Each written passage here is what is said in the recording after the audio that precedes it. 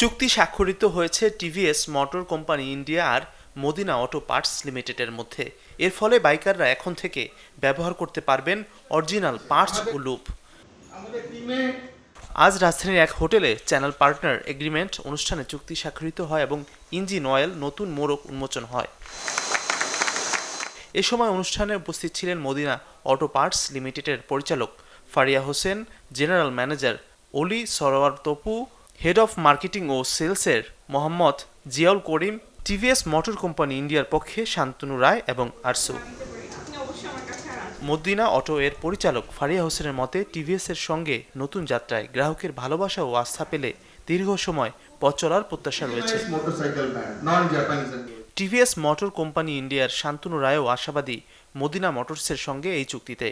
আগামী এক বছরের মধ্যে টিভিএস ও ইয়ামাহার মধ্যকার বাইকের পার্থক্য নিরসন করতে সক্ষম হবে বলে আত্মবিশ্বাস তার। Desk report, channel 24।